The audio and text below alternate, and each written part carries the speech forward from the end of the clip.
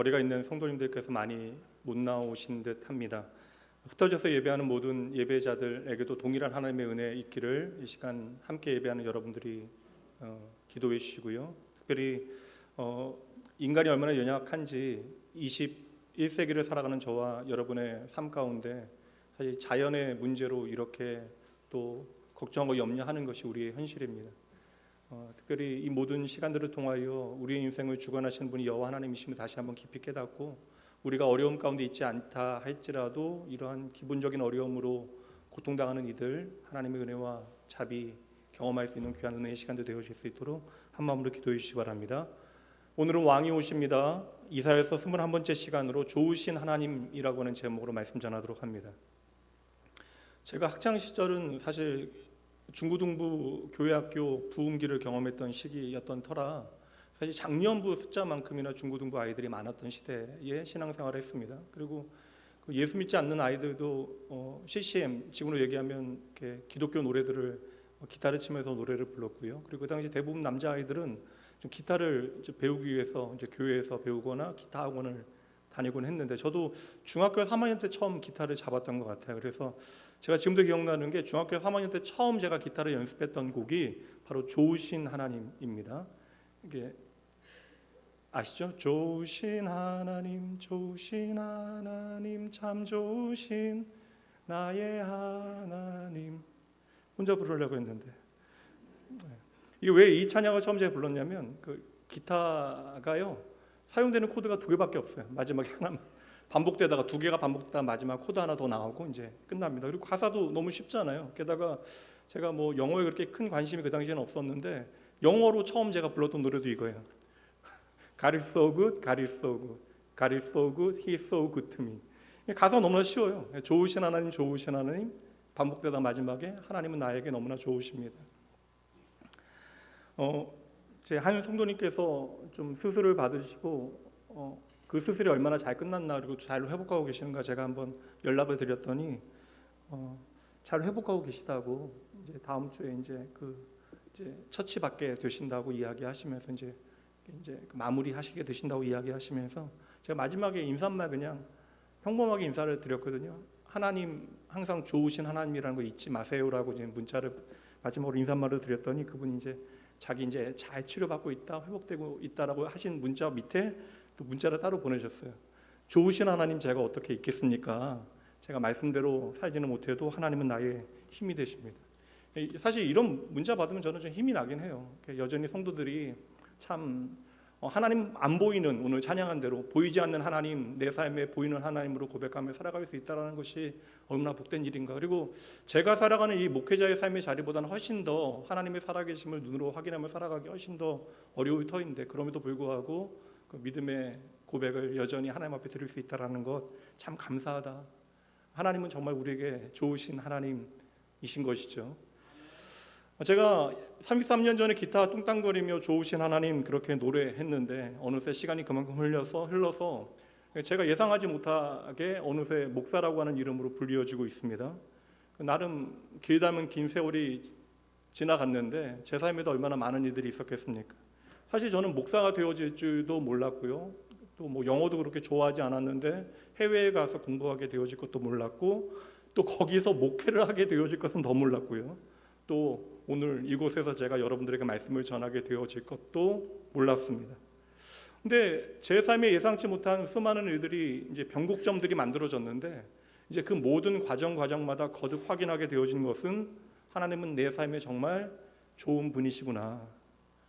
때때로 내 삶에 이제 여러 가지 상황들을 이제 하나하나 생각해 보면 목사인 저도 마음이 흔들리게 되어지는 순간들이 있고요. 때로는 예기치 않은 일들에 요동치게 되어지는 그리하여 마음 녹아버리는 순간들이 있지만 그럼에도 불구하고 이제 한 가지 확신할 수 있는 것은 하나님의 지혜와 능력과 사랑이 저에게 완벽하시다라고 하는 사실입니다. 그래서 우리가 하나님을 알면 알수록 그 결론은 언제나 감격이 담겨지는 것이죠.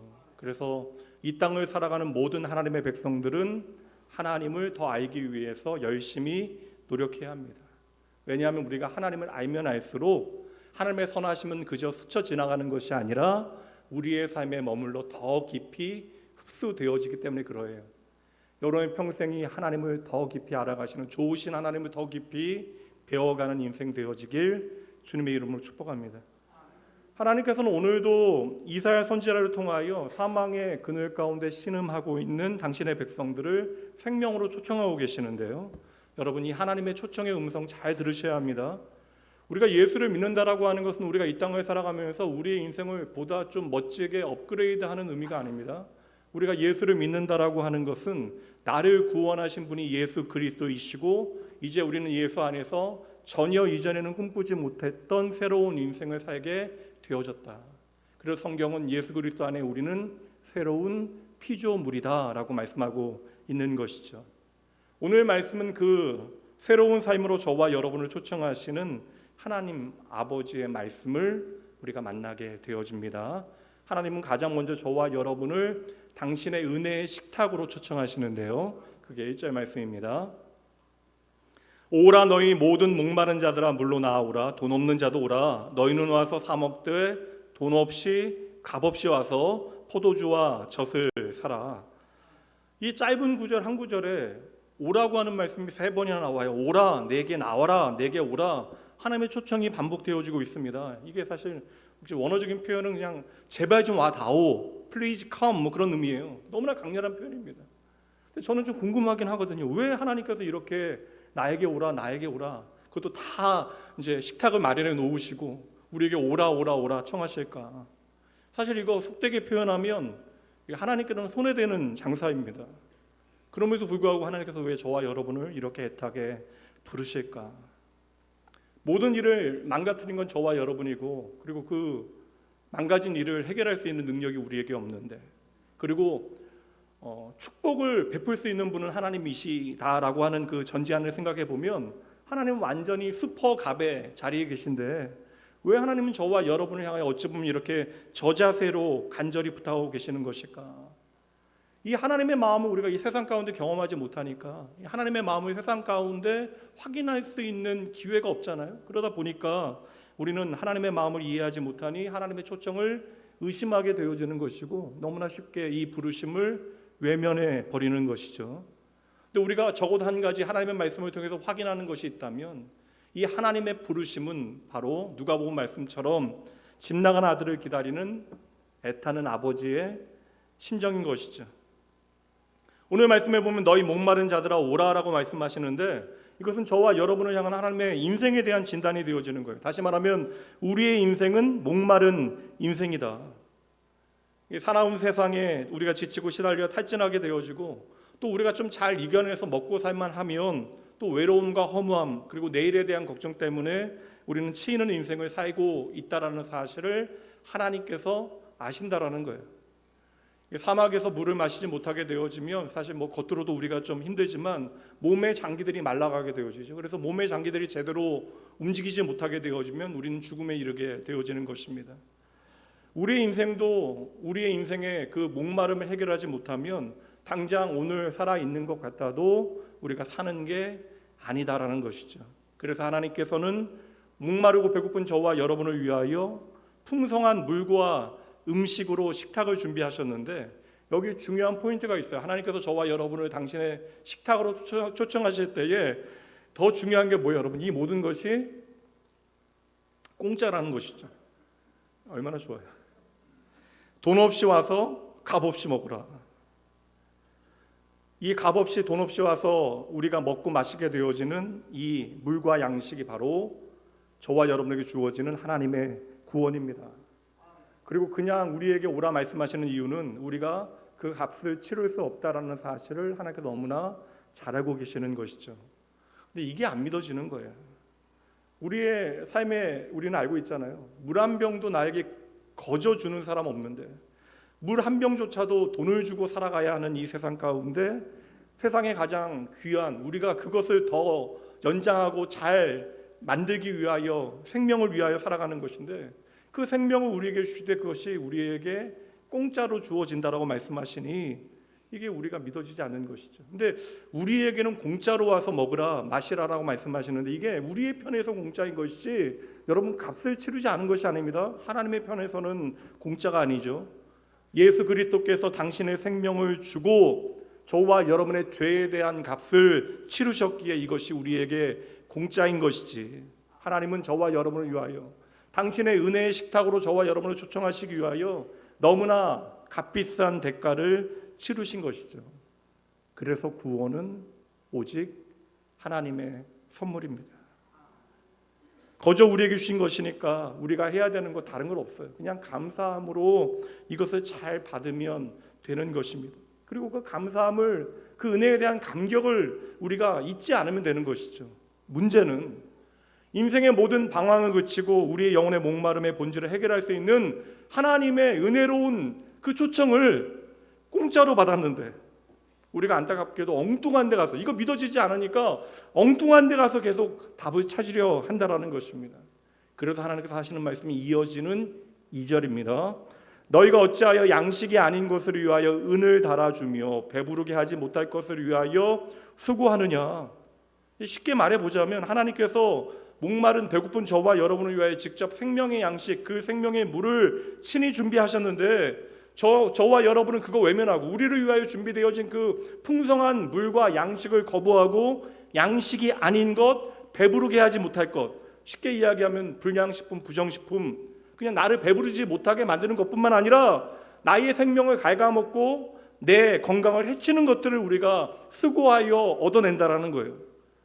겉으로 생각하기에는 우리가 이거 먹고 잘 살 수 있을 거라고 생각하는데, 이거 먹으면 우리가 배불러질 것이라고 생각하는데, 그래서 이것을 위하여 내가 온갖 수고와 노력을 다하는데 결국 그 모든 것이 나를 상하게 하는 것이다.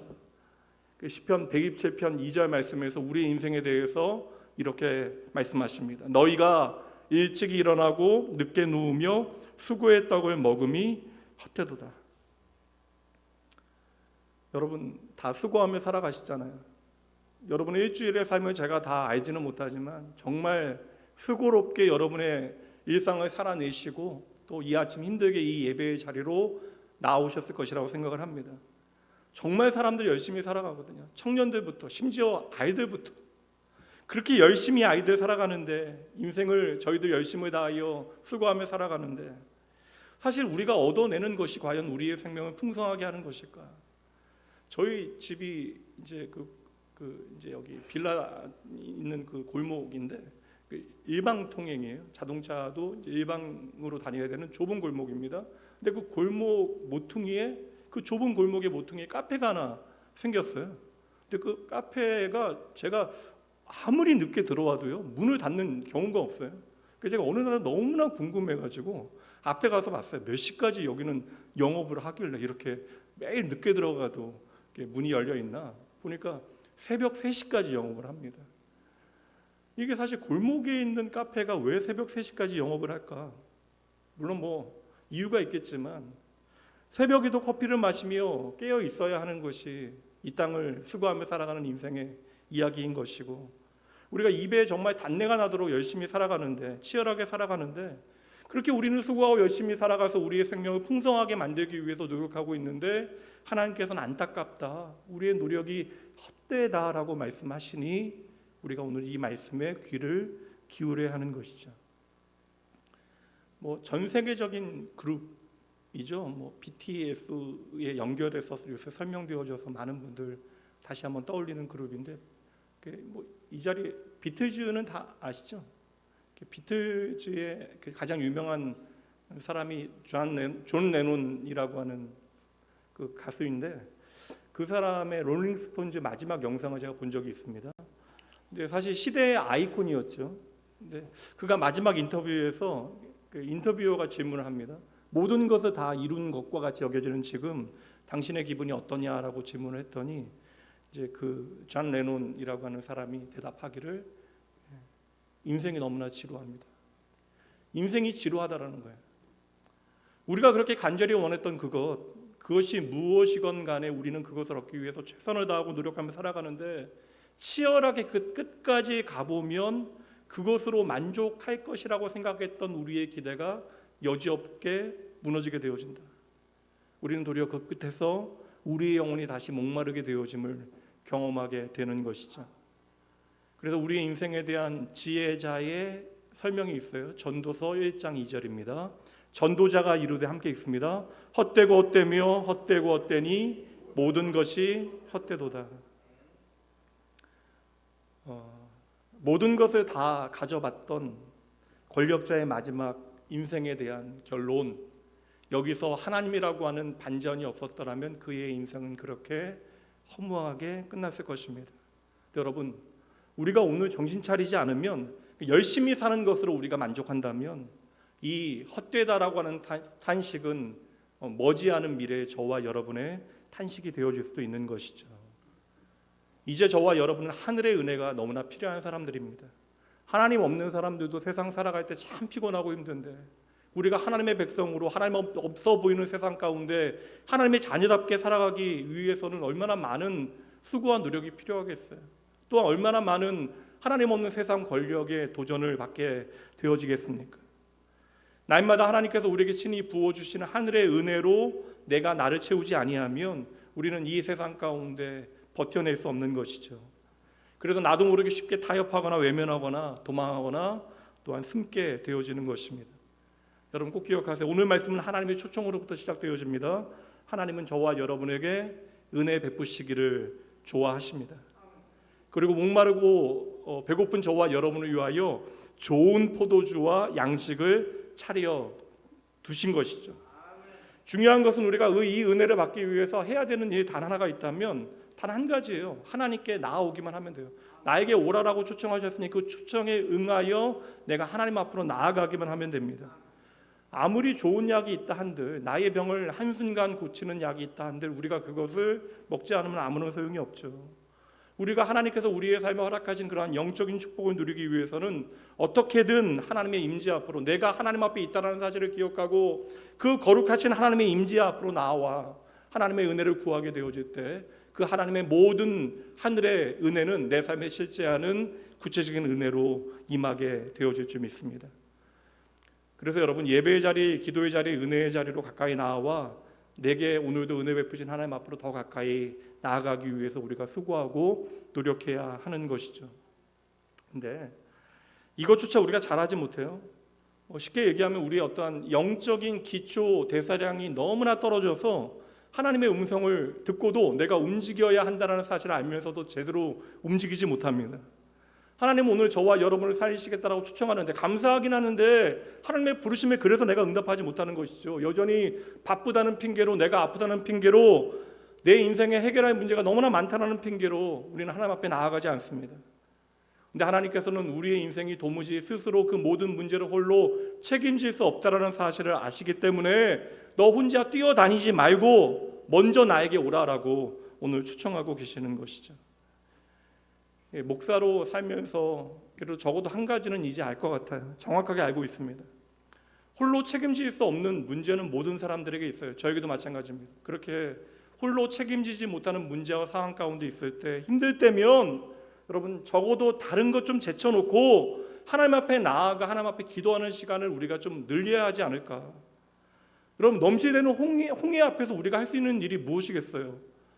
어느새 앞에 있는 홍해는 죽음의 바다가 되어지고 뒤에 있는 기마 부대는 나를 죽이기 위해서 쫓아오고 있고 양옆에 주위에 있는 모든 사람들은 불평하고 원망하고 절규하고 있는데, 여러분 여기서 눈뜨고 그 모든 것 자세히 바라본다 한들 여러분 없던 공황도 패닉도 갑자기 우리의 삶에 찾아올 거예요.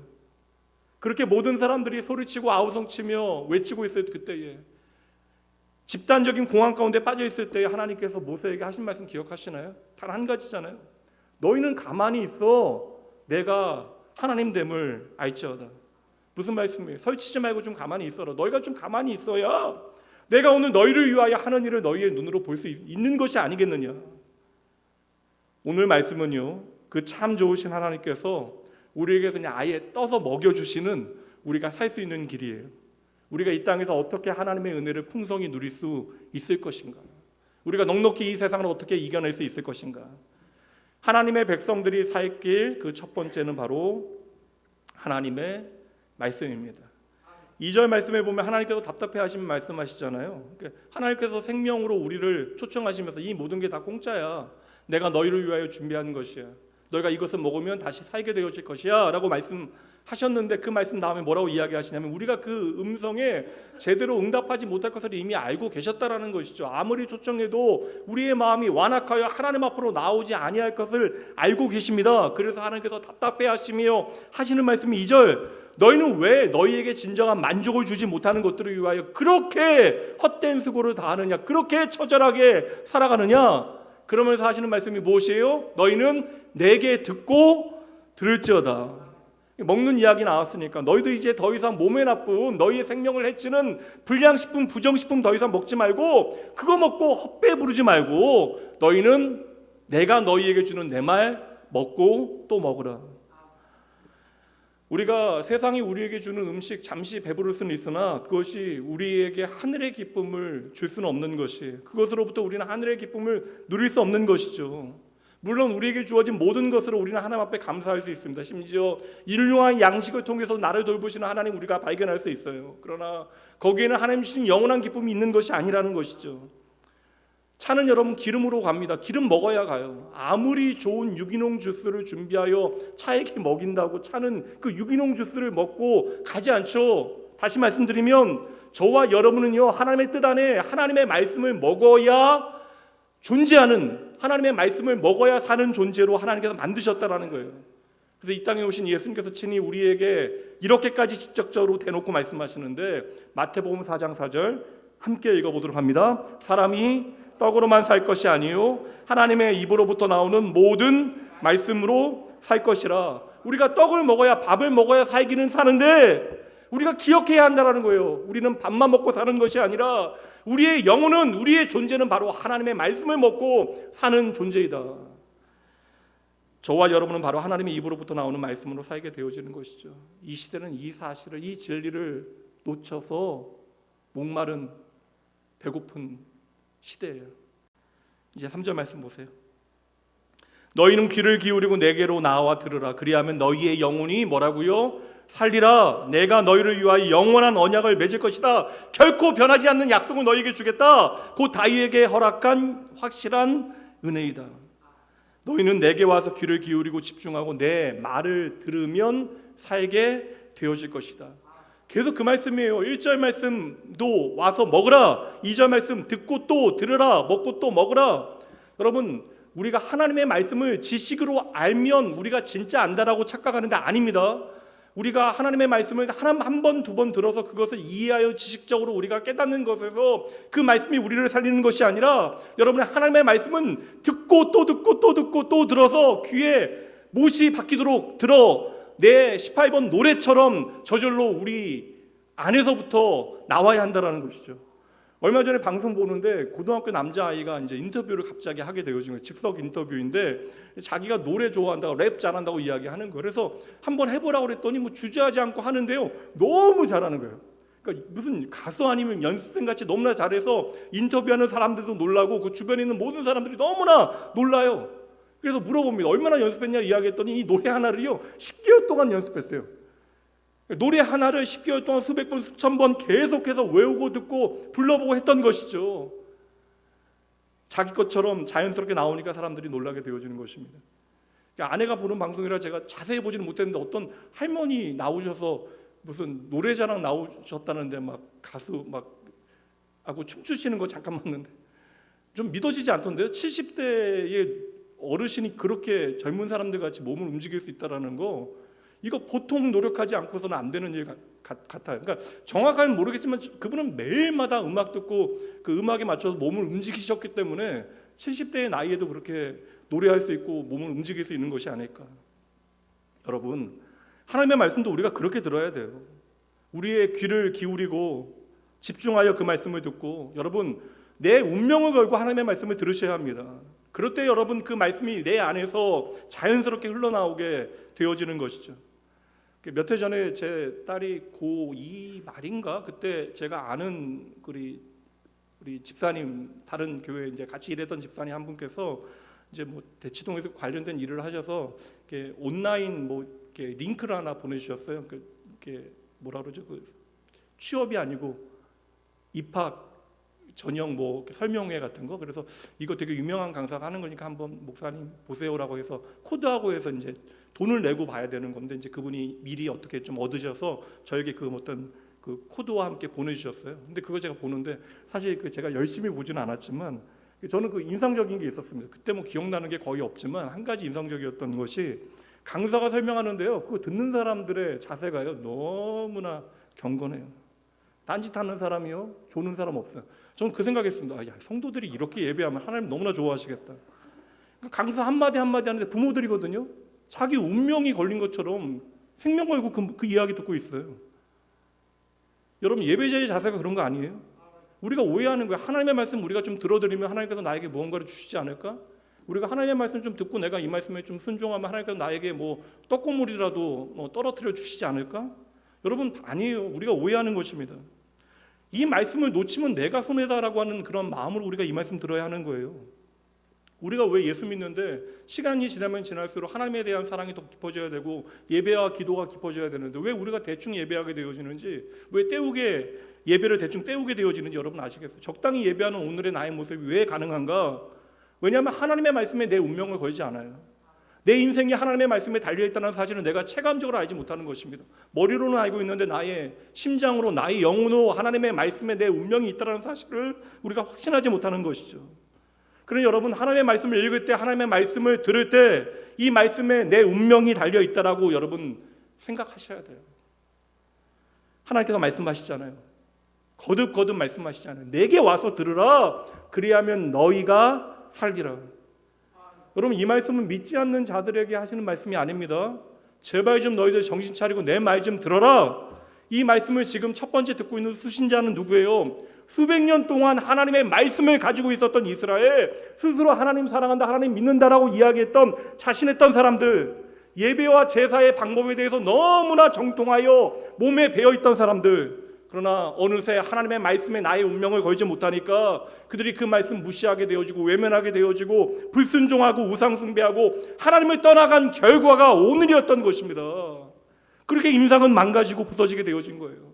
그럽니다. 하나님께서 그들을 포기하지 아니하셨기에 아브라함과 하신 약속, 다윗과 하신 약속을 반드시 이루시겠다고 약속하신 하나님은 그들이 하나님을 기억하지 못할 이때에도 다시 한번 찾아와 말씀하시며 너희가 나에게 오라, 그리고 내 말을 들어라, 그러면 살게 되어질 것이다 말씀해 주시는 것이죠. 요즘으로 치면 여러분, 예수 몇 대에 걸쳐서 믿는 사람들, 수십 년 동안 교회 나온 사람들, 아름다운 직분으로 그 이름이 불리어지는 사람들, 그러나 하나님을 향한, 예배를 향한, 말씀을 향한 뜨거움이 어느새 사라져버린 사람들. 그러니 그들의 삶에 하나님의 임재는 사라진 거예요. 상황이 어렵고 힘들어서 내 삶에 하나님의 도우심의 증거들이 사라진 것이 아니라 하나님의 말씀이 사라지니 오늘 내 삶에 함께 하시는 그 거룩하신 하나님의 임재가 보이지 아니하고, 그러니 하나님을 향한 감격과 은혜와 그 평안이 사라져 버린 것이죠. 그래서 하나님은 그들을 살리시겠다고, 오늘 이 자리에 있는 저와 여러분을 살리시겠다고 당신의 은혜의 식탁으로 우리를 부르시면서 먼저 요구하시는 거예요. 너희들 내 말 좀 들어라. 다시 말씀드릴게요. 하나님의 자녀는, 하나님의 백성은 하나님의 말씀 들어야 살아납니다. 이 말씀은 여러분, 믿지 않는 자들을 향한 것이 아니라 말씀드린 대로 믿는 자들, 여러분 불신자들만 복음을 들어야 하는 것이 아닙니다. 복음은 무엇이에요? 나의 생명이 바로 예수께 있다라는 거예요.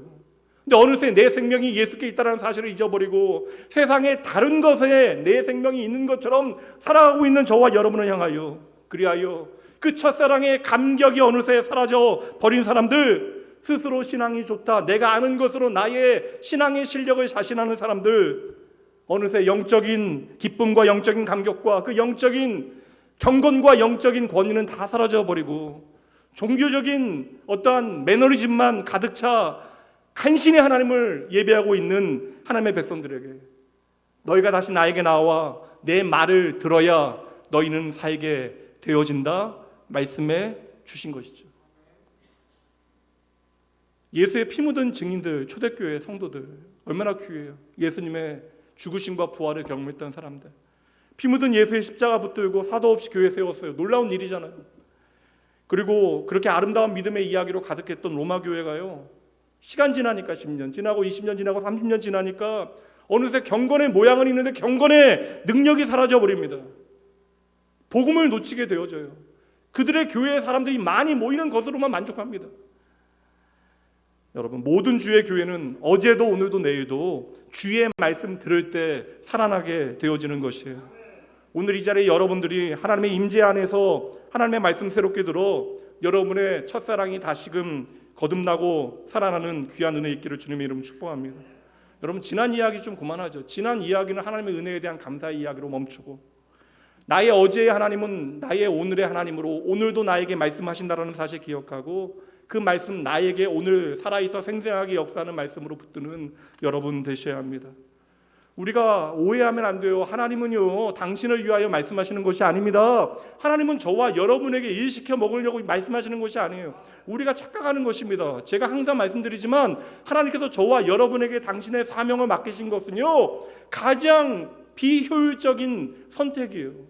거룩한 비효율이 되어지는 것입니다.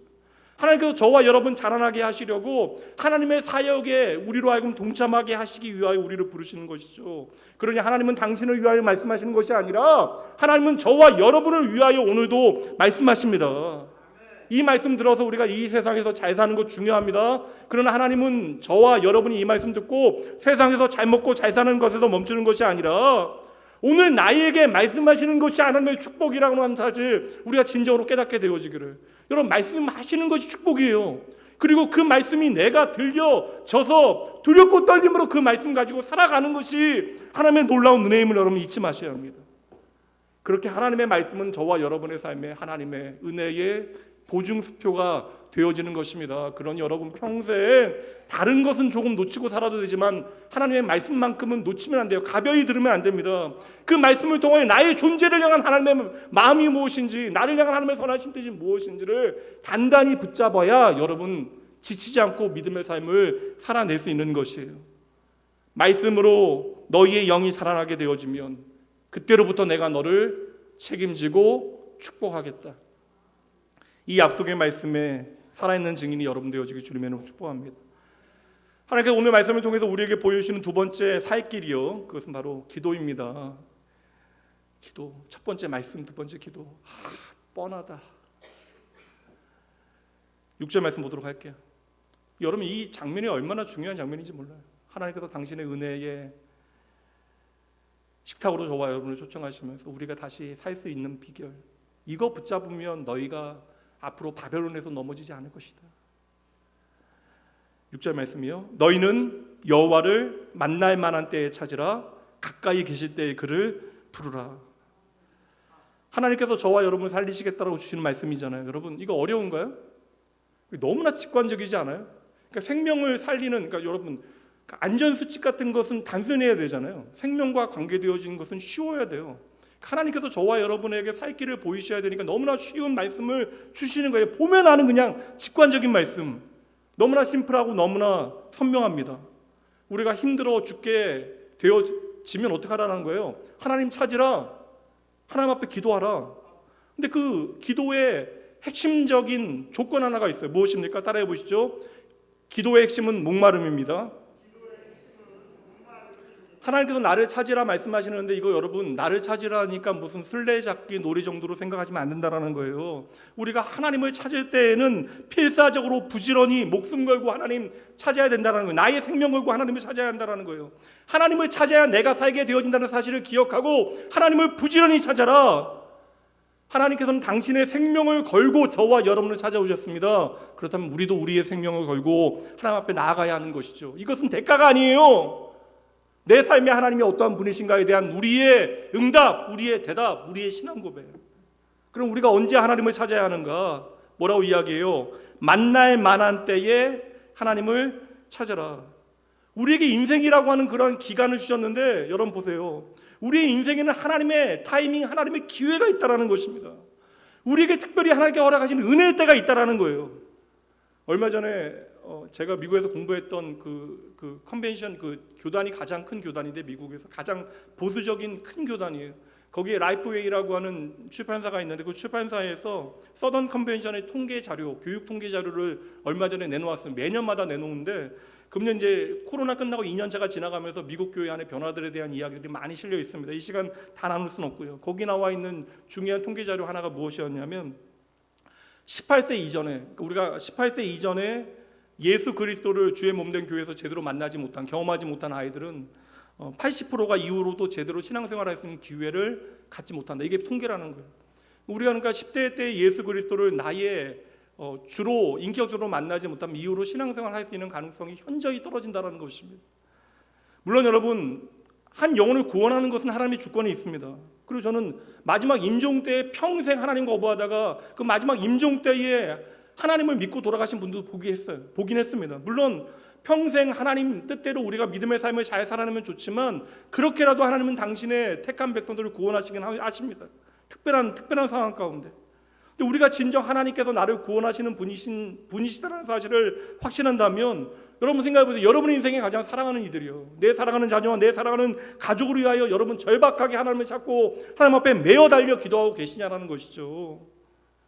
제가 예전에 섬겼던 교회에 50대의 한 남자분이 이제 찾아오셨어요. 제가 담당하던 그런 분이셨기 때문에 담당해야 되는 그 분이셨어요. 50대 남자 분을 제가 담당하는 교구에 있었기 때문에 그분과 이제 교회에 오셔서 2주 정도 지나서 이야기를 나누었는데, 저희 교회 당시 담임 목사님, 설교 워낙 잘하시는 목사님이셨습니다. 지금도 되게 유명한 목사님이신데, 근데 그분이 이 얘기 하시더라고. 어릴 때 자기가 모태신앙인데 어머님이 얼마 전에 돌아가시면서 한 가지 딱 부탁하셨대요. 교회 좀 다니라고, 제발. 권사님이 어머님이. 자기가 이제 20대에 이미 교회를 떠난 거예요. 그리고 거의 30년 넘게 교회를 안 다닌 겁니다. 그러니까 어머님이 마지막 돌아가시면서 교회 하나 좀 다니라고, 너 교회 좀 다니라고, 그거 말씀 이제 듣고 교회 오신 거예요. 그래서 귀하죠. 근데 그분이요, 6개월도 안 돼서 다시 교회 떠나셨어요. 왜냐하면 수십 년 동안 신앙생활 제대로 하지 않았던 그 습관이 고쳐지지 않는 거예요. 게다가 집안 식구들이 다 예수를 믿지 않으니까 홀로 교회 나와서 신앙생활 하는 것이 너무나 힘든 일입니다. 여러분, 하나님의 은혜는 크시지만 우리의 삶에 하나님의 은혜에도 때가 있는 거예요. 그래서 하나님께서 우리에게 은혜의 기회를 허락하실 때 우리가 하나님 단단히 붙잡아야 하는 것이죠. 고린도후서 6장 2절 말씀입니다.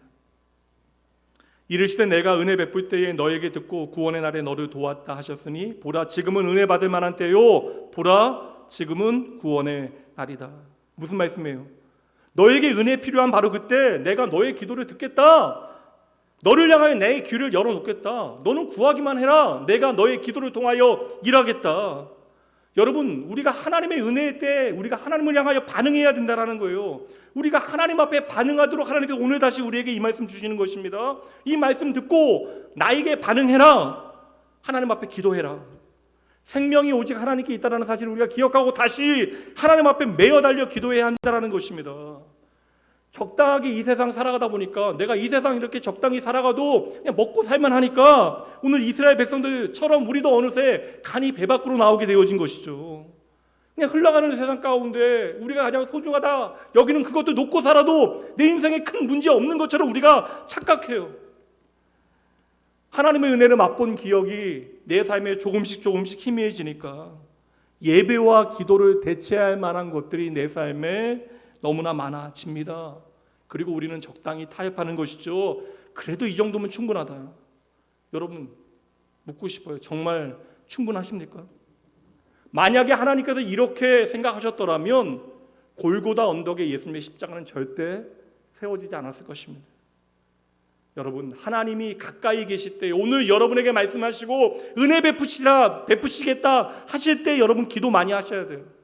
저와 여러분을 기도의 자리로 초청하시는 것은 오늘이 바로 기도의 때라는 것입니다. 그것이 환경이 되어졌건 사람이 되어졌건 예배 시간에 듣는 말씀을 통해서 내가 반응하는 것이건 내가 오늘 기도하겠다라고 하는 마음의 소원이 든다면 오늘이 바로 은혜의 때임을 여러분 잊지 마셔야 돼요. 이거 여러분 흘려 들으시면 안 됩니다. 여러분들이 진짜 하나님 앞에 간절히 기도하기 시작할 때 하나님은 우리의 삶에 감당하지 못하는 은혜를 우리의 삶에 부어주시겠다라는 거예요. 우리의 어두워진 눈을 밝히는 그 비결이 기도가 되어진다.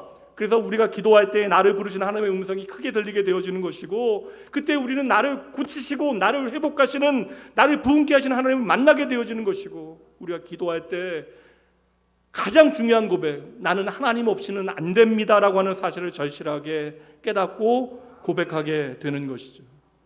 그렇게 여러분 기도야말로 나의 믿음을 단단히 지탱하는 지렛대가 되는 것입니다. 꾸준히 기도하셔야 여러분 기도가 우리의 삶에 아름다운 경건의 습관이 되는 것입니다. 오늘 이 말씀 믿으신다면 여러분 기도를 다시 시작하셔야 돼요. 하나님의 백성들의 살 길 마지막 세 번째요. 그 살 길은 회개입니다. 우리가 하나님 앞에 돌아와야 살게 되어지는데 여기에 조건이 하나 있어요. 이것은 우리가 하나님 앞에 돌아오는 어떠한 길에 지름길이 되어지는 거예요. 빨리 돌아올 수 있도록 하나님께서 우리를 도우시기 위하여 주신 말씀. 무엇을 버려야 된대요? 죄를 버려야 됩니다. 7절 말씀 봅니다. 악인은 그의 길을, 불의한 자는 그의 생각을 버리고 여호와께로 돌아오라. 그리하면 그가 긍휼히 여기시리라. 우리 하나님께로 돌아오라. 그가 너그럽게 용서하시리라. 여러분 비행기 타고 해외 가게 되어지면 반드시 그 전에 하는 게 있죠. 보안 검사하게 되어집니다. 내가 아무리 귀하게 여기고 소중히 생각한다 할지라도 금지하는 물품 하나라도 여러분의 집 안에 있으면요 비행기 타지 못해요. 안 믿어지시면 한번 해보세요. 안 됩니다. 공항에 아예 가져가지 말아야 되는 것은 층계해서도 안 되고요. 그리고 가져간다 할지라도 여러분 버려야 비행기 탈 수 있는 거예요.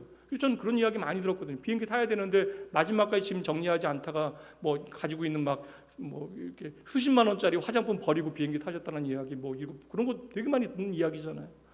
아무리 준비 과정이 까다롭고 내가 귀찮다 할지라도 이거 반드시 점검해야 되는 것입니다. 예외가 없어요. 금지한 것은 다 둬야 비행기에 탑승이 가능한 것이에요. 여러분 예수 믿는 사람들 가운데 하나님과의 친밀한 교제를 싫어하는 사람이 어디 있겠어요? 누구나 다 하나님과 친해지고 싶죠. 우리는 모두 다 하나님과 친밀히 교제하고 싶습니다. 근데 우리가 거룩하신 하나님과 친해지기 위해서는 반드시 하나 버려야 되는 것이 있는데 무엇이에요? 죄를 버려두고 하나님 앞에 가까이 나아가야 한다. 근데 이게 어려워요. 왜냐하면 불편하거든요. 왜냐하면 죄의 흔적이, 옛사람의 흔적이 우리의 몸에 배어 있습니다. 이게 제가 예전에 20, 30대에는 이해가 되지 않으니까 교회 안에 이해되지 않는 직분자들이 너무나 많았거든요. 목사 되고 저도 이제 50대 가까이 되다 보니까 목사도 이거 말씀대로 제대로 살지 못하는 성도들도 충분히 그럴 수 있다. 근데 그런 게 그럴 수 있다라고 만족하고 넘어가면 안 되잖아요. 우리가 그렇게 연약하니 더욱더 오늘도 하나님의 은혜가 필요한 것입니다. 내 몸에 배어 있는 것들, 그릇된 것도 불편해도 여러분 버려야 되는 것이에요. 악한 길과 불의한 생각은 여러분 우리의 마음속에 잠시 접어두는 것이 아니라 하나님 앞에 나아갈 때는, 하나님의 은혜의 식탁에 앉을 때는 그 모든 것들을 버리고 하나님 앞에 나아가야 한다. 그래서 하나님의 구원은요 그냥 죽은 저와 여러분을 살려내는 것에서 끝나는 것이 아니라 저와 여러분의 존재 자체를 바꾸는 역사가 되어진다. 그래서 예수 그리스도의 십자가는 저와 여러분을 새로운 피조물로 만든 것이고, 그래서 하나님의 구원의 사건은 하나님의 재창조의 사건이 되어지는 것입니다. 우리가 구원받은 하나님의 백성이라면 그래서 죄의 길에서 돌아서야 돼요. 그래야 여러분 인생이 달라집니다. 우리가 회개하지 않으면, 여러분 진정으로 회개하지 않으면 우리가 구원받은 증거도 없는 것이지만 우리의 삶에서 우리가 회개하지 않으면 적어도 우리의 인생이 이 땅에서는 망하게 되어지는 거예요. 이 인생을 허비하게 되어지는 것입니다. 에스겔 18장 말씀 봅니다. 너희는 너희가 범한 모든 죄악을 버리고 마음과 영을 새롭게 하라. 이스라엘 족속아 너희가 어찌하여 죽고자 하느냐. 주 여호와의 말씀이다. 죽을 자가 죽는 것도 내가 기뻐하지 아니한다. 그러니 너희는 스스로 돌이키고 살찌니라. 오늘 저와 여러분이 죄에서 돌아서야 하는 거예요. 우리가 죄에서 돌아설 때 비로소 저와 여러분을 향해 양팔 벌리신, 두 팔 벌리신 하나님을 만나게 되어지는 것입니다. 우리의 삶에 하나님을 향한 정직한 회개가 없으면 그래서 내 마음과 내 인생이 갈수록 강박해지는 것이고 완악해지는 것이고, 하나님은 보지 못하고 세상을 탓하게 되어지는 것이고, 다른 사람들을 미워하게 되어지는 것이고, 판단하게 되어지는 것이고, 그래서 우리는 새 사람의 정체성이 있는데 그럼에도 불구하고 옛 사람의 모양으로 우리 인생을 허비하고 낭비하게 되어지는 것이죠. 그래서 이 땅을 구원하시기 위하여 구원자로 오신, 주로 오신 예수 그리스도께서 사람을 고치시는 장면, 죽을 사람이 예수님께 나와서 나 좀 고쳐달라고 이야기할 때마다 그 운명을 죽음에서 생명으로 바꾸시는 그 터닝 포인트에 가장 먼저 요구하셨던 게 뭐예요? 회개하라. 아파 죽을 것 같은데 그래서 주님께 나왔는데 회개부터 시키십니다. 적군에 포위되어 내가 오늘 죽게 생겼는데 회개부터 시키셨다라는 거예요. 당장 우리는 내 눈앞에 있는 문제 해결되어지길 원하시는데 저와 여러분의 하나님, 우리 아버지, 우리의 영혼이 범사에 잘 되기를 원하시는 것이죠. 그래서 우리가 하나님 앞에 회개하게 되어질 때 이게 놀라운 은혜가 뭐냐면 회개하면 죄의 문제를 깨달아요. 우리가 회개하면 죄의 무게를 깨닫게 되어지고 우리가 깨닫는 죄의 무게만큼 하나님의 은혜가 얼마나 놀라운가를 알게 되어집니다. 그래야 하나님의 은혜와 긍휼을 우리가 노래하게 되어지는 것이죠. 우리가 회개해야 모든 죄는 씻겨나가게 되어지는 것이고, 그때 하나님의 축복의 강물이 우리에게 흘러 들어오게 되어집니다. 그래서 사도행전 3장 19절 말씀에 성령 충만한 다음에 그들을 향하여 하나님께서 친히 말씀하시되 그러므로 너희가 회개하고 돌이켜 너희 죄 없이 함을 받으라. 이같이 하면 새롭게 되는 날이 주 앞으로부터 이를 것이다. 수도파이프에 가득 찬 물을 마시기 위해서는 적어도 우리가 수도 꼭지를 열어야 그거 마시죠. 마찬가지로 하나님 앞에서의 진정한 진실한 회개는 우리를 향한 하나님의 은혜와 축복을 여는 수도 꼭지가 되어지는 것입니다. 여러분, 한 가지는 확신 가지고 말씀드릴 수 있어요. 하나님은요, 여러분 외면하신 적이 없습니다. 하나님의 축복을 보지 못한 것, 그리고 그것을 가로막은 것은 저와 여러분의 완악하고 강팍한 마음이에요. 하나님은 오늘도 회개하는 자를 새롭게 하십니다. 회개 없는 축복 없어요. 회개 없는 자유함 없습니다. 회개 없는 치유와 은혜와 기쁨과 평안은 없다라는 거예요.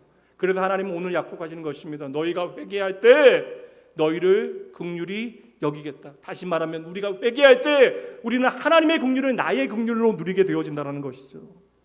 그래서 이 약속 믿지 못하게 하기 위해서 마귀는 끊임없이 우리의 삶 가운데 방해하는 것입니다.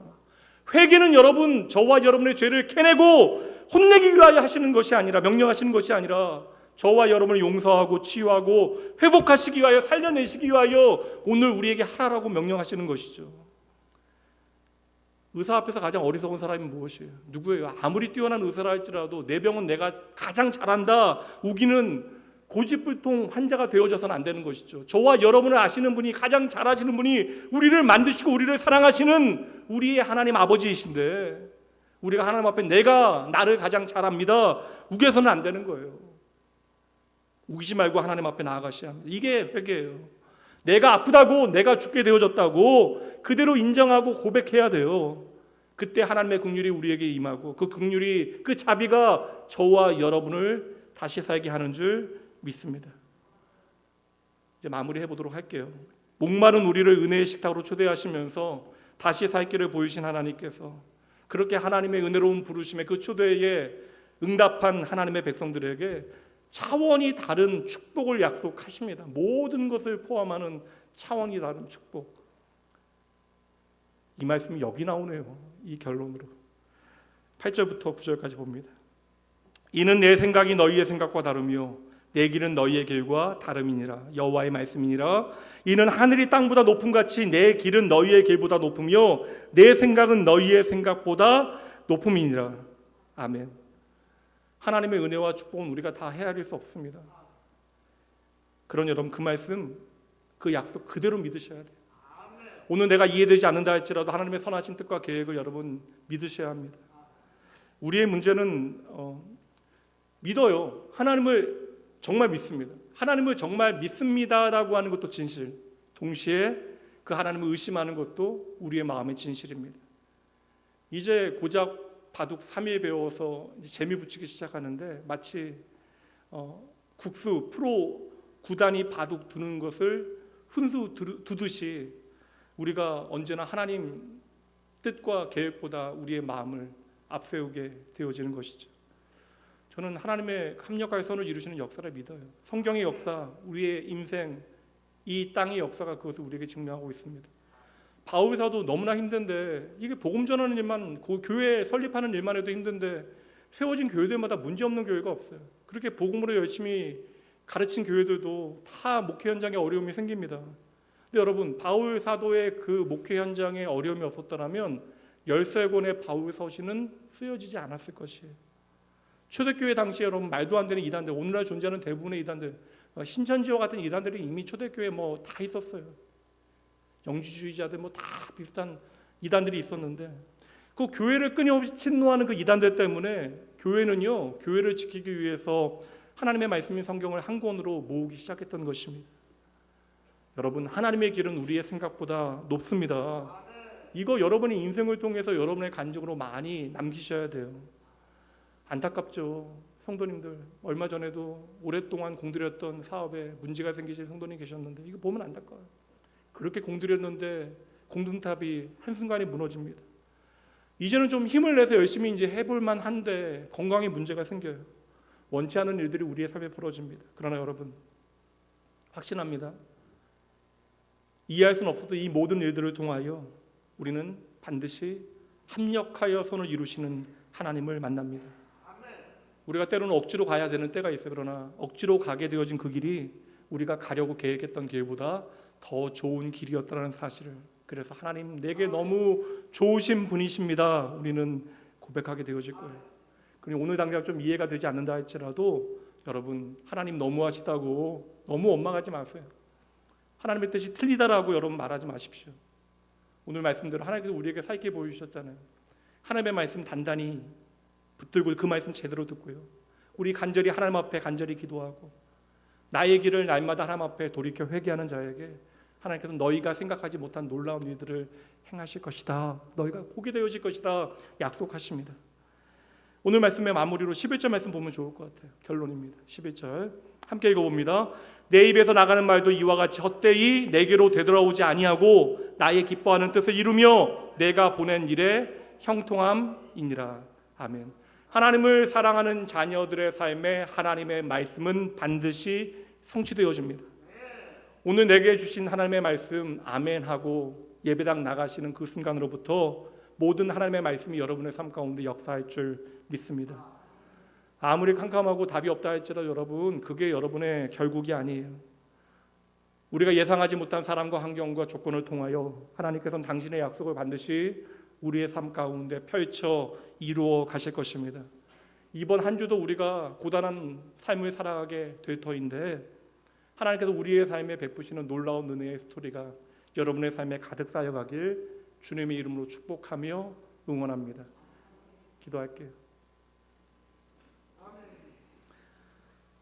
참 좋으신 나의 하나님, 모든 것이 하나님의 은혜입니다.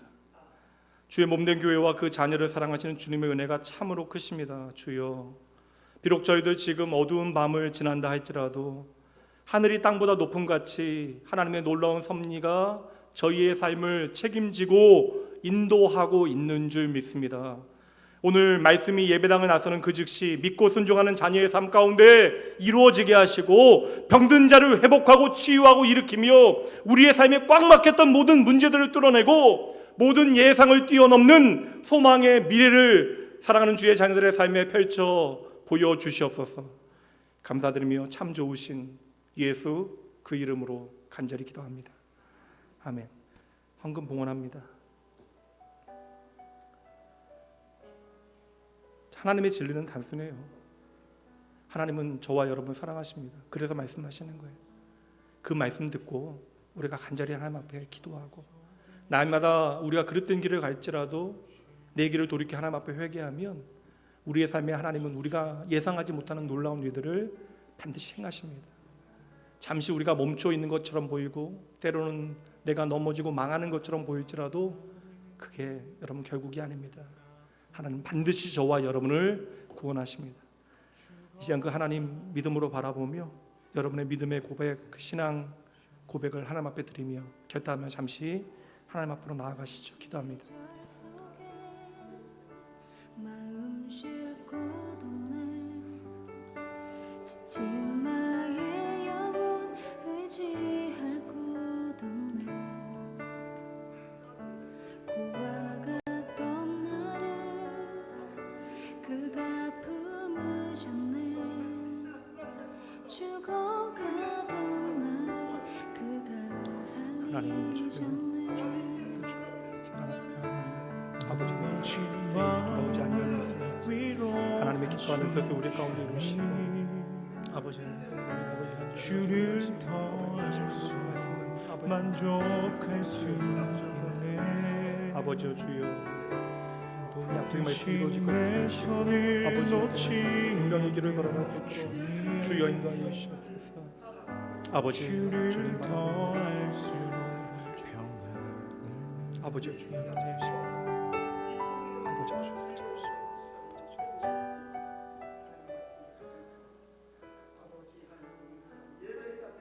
이 시간 우리가 드려준 귀한 헌금과 또한 우리의 마음의 고백을 주님 앞에 봉헌하며 기도합니다. 우리에게 주어진 모든 것이 하나님의 은혜입니다. 오늘도 마음과 뜻과 정성 다의 예배 가운데 저희도 준비한 헌금 주님께 드립니다. 진정 감사함으로 마음 다하여 드리는 손길마다 주님께서 복되게 하시고 이들의 삶에 하나님의 놀라운 은혜를 더 풍성히 누리게 하여 주시옵소서. 예수 그리스도 안에서 우리가 함께하는 것 또한 함께 신앙생활 하게 되어진 이 만남이 하나님 앞에 얼마나 축복된 만남인가를 기억하게 하시고 저희 안에 그리스도의 사랑의 증거들이 날마다 풍성하여질 수 있도록 주의 몸된 교회의 아름다운 복음의 사랑의 역사들이 아버지와 가득할 수 있도록 주여 친히 일하여 주시옵소서. 저희들의 중심을 살피시는 주님께서 이대로 주의 자녀들의 삶에 동행하여 주실 것을 믿고 감사드리며 살아계신 예수님 그 아름다운 이름으로 축복하며 간절히 기도합니다. 아멘. 일어나기 어려우신 분들은 안 일어나셔도 돼요. 자리에서 일어나셔서 함께 믿음의 가족도 축복 찬양한 후에 축도하심으로 예배 마치도록 합니다.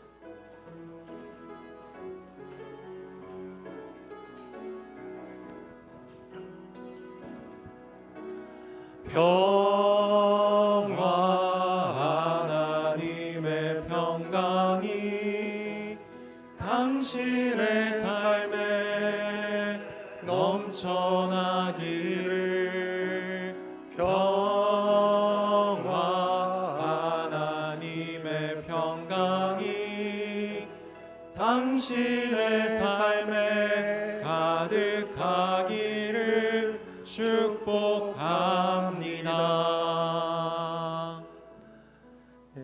비 오니까 돌아가는 길도 안전하게 잘 돌아가시고 믿음의 가족들을 위해서 함께 기도해 주시죠. 이제는 우리 주 예수 그리스도의 은혜와 하나님의 사랑하심의 성령 하나님의 함께 하심이 수고하고 지쳐 목마르고 배고픈 주의 자녀들을 주의 은혜의 식탁으로 초청하신 아버지 하나님의 마음 단단히 붙들고 하나님께서 친히 내게 주시는 나의 살 길 말씀과 기도와 회개를 통하여 내 삶의 축복의 길을 여시는 하나님께로 더 가까이 나아가기로 작정하는 모두 사랑하는 주의 백성들을 위해 이들의 삶의 모든 자리 또한 모든 삶의 형편 가운데 이번 주 하나님께서 친히 펼쳐주시는 그 샬롬의 잔치 유초등부 여름 성경학교 위에 그리고 여러 곤란한 상황 가운데 하나님의 도우심이 절박한 이들과 이 땅의 어려움 가운데 있는 교회들을 위해 지금으로부터 영원까지 함께 있을지어다. 아멘.